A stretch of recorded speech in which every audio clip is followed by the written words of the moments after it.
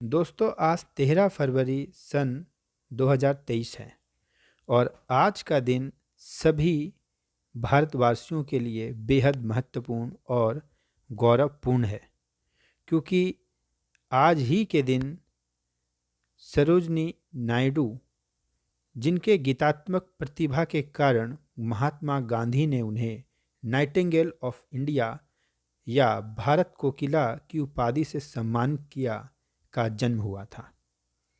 आज से ठीक 144 वर्ष पहले आज ही के दिन 13 फरवरी सन 1889 में बरादा सुंदरी देवी और अघोरे नाथ चट्टोपाध्याय के घर कन्या रूपी भारतीय रत्न का जन्म हुआ, जिनका नाम सरोजनी चट्टोपाध्याय रखा गया। यह एक बंगाली ब्राह्मण परिवार था जिसके मुखिया अघोरे नाथ चट्टोपाध्याय एक महान भारतीय शिक्षाविद और समाज सुधारक थे, जो डीएससी डायरेक्टर ऑफ साइंस में डिग्री हासिल करने वाले पहले भारतीय थे और माँ बंगला भाषा की कवित्री थी। हैदराबाद के निजाम के साथ मिलकर उन्होंने निजाम कॉलेज की स्थापना करवाई और निजाम कॉलेज के पहले प्रिंसिपल बने। वैसे तो उनकी धर्मपत्नी सुंदरी देवी के कोख से जन्मे 8 संतानें आकाश में विचरते तारों के समान अंधेरों में घूमते पौरुष को रास्ता दिखाने वाली थीं, परंतु उनकी सबसे बड़ी संतान सरोजनी सूर्य के समान व्यक्तित्व रखने वाली महिला थी, जिसने भारतीय समाज में महिलाओं की स्थिति और रूपरेखा एकदम से बदल दी। सरोजनी जन्म से ही पढ़ने में बेहद होशियार थी।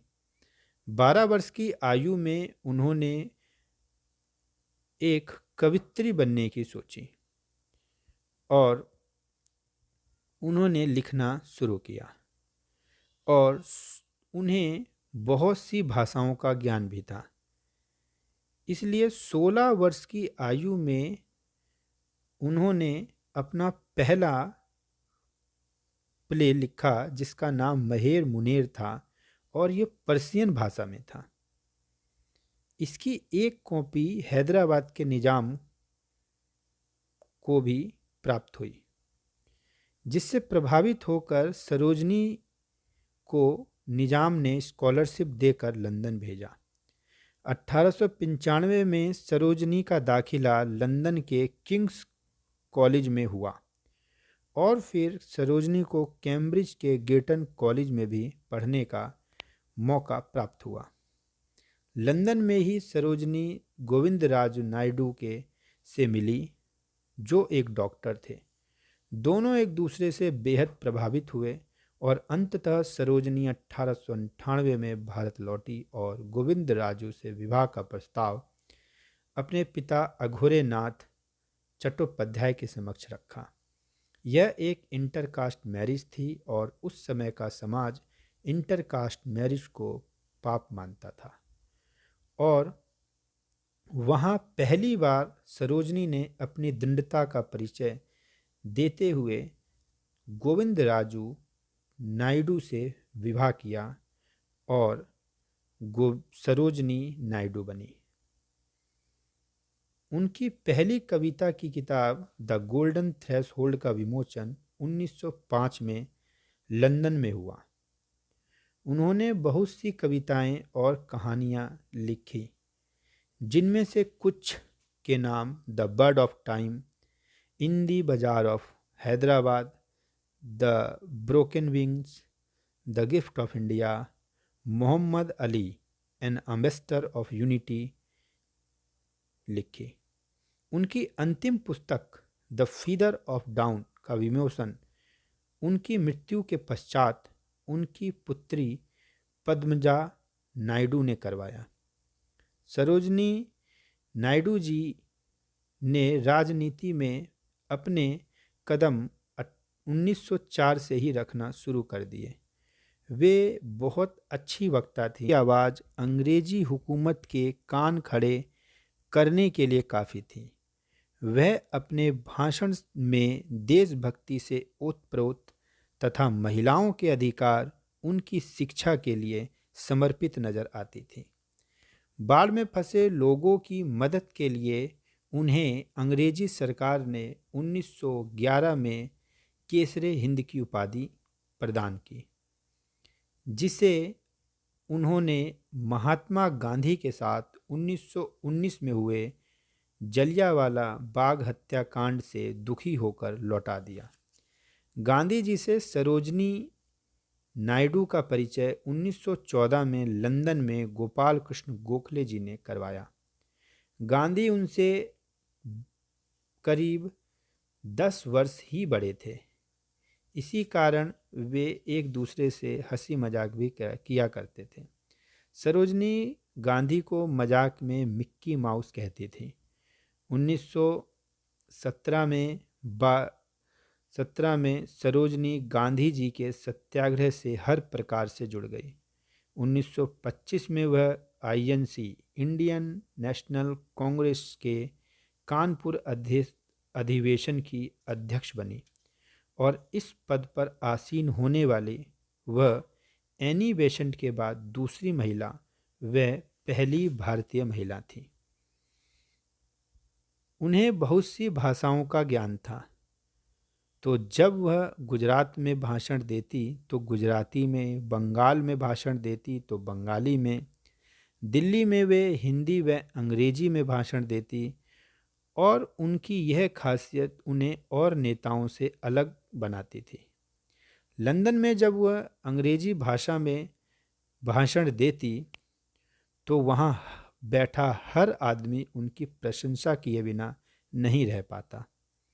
उन्हें 1929 में भारत का प्रतिनिधि बनाकर east African Indian Congress south Africa में भेजा गया, जहां उन्होंने भारत के नाम को मौलिक प्रसिद्धि दिलवाई।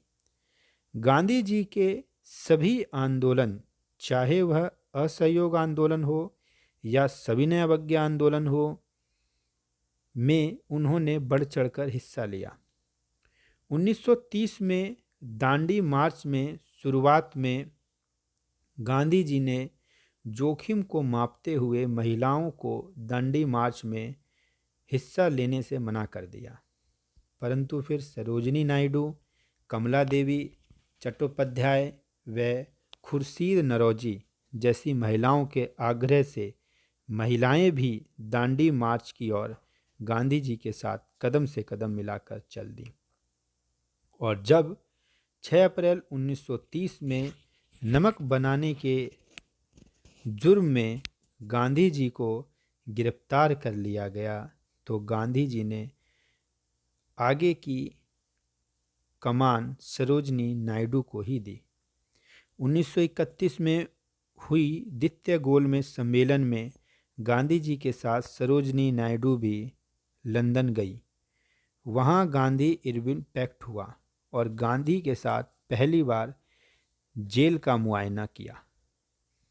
भारत छोड़ो आंदोलन 1942 में हुआ, जिसमें भाग लेने के कारण सरोजनी को दोबारा जेल जाना पड़ा। 1947 में 15 अगस्त को आधी रात्रि को जब भारत अंग्रेजों की बेड़ियों से आज़ाद हुआ तो सभी राजनेता को कुछ न कुछ जिम्मेदारी दी गई। उनमें सरोजनी को यूनाइटेड प्रोविंस, जिसे आज उत्तर प्रदेश कहते हैं, की गवर्नर नामित किया। उन्होंने यह पद स्वीकार करते हुए कहा कि मैं अपने को कैद कर दिए गए जंगल के पक्षी की तरह अनुभव कर रही हूँ। वह जवाहरलाल नेहरू भारत के प्रथम प्रधानमंत्री के स्नेह व गहन प्रेम की बातूनी जंजीरें से खुद को बचा न सकी और उन्होंने यह पदभार भारी मन से स्वीकार किया। वह लखनऊ में जाकर बस गई और अपनी जिम्मेदारियों का सहृदय पालन करने लगी। जैसे जैसे उनके बालों का रंग दूधिया होता जाता रहा, वैसे वैसे वह अंतिम सत्य की ओर अग्रसर हो रही थी। दिल्ली से लौटते समय 15 फरवरी सन 1949 को डॉक्टर की सलाह पर उन्हें पूरी तरह आराम करने को कहा गया। सभी सरकारी मीटिंग बंद कर दी गई और 1 मार्च सन 1949 को सरोजनी ने सर में दर्द की शिकायत की और अगले दिन 2 मार्च सन 1949 की दोपहर 3:30 पर महिलाओं के अधिकार के लिए, उनकी शिक्षा के लिए, सत्य के लिए लड़ने वाली वीरांगना परम सत्य को प्राप्त हो गई। 2014 में गूगल इंडिया ने गूगल डूडल के साथ अपने 135वीं उनकी 135वीं जयंती मनाई थी। आपको जानकर हैरानी होगी कि आकाश में तैरता एक एस्टेरॉयड का नाम भी सरोजनी नायडू के नाम पर रखा गया है।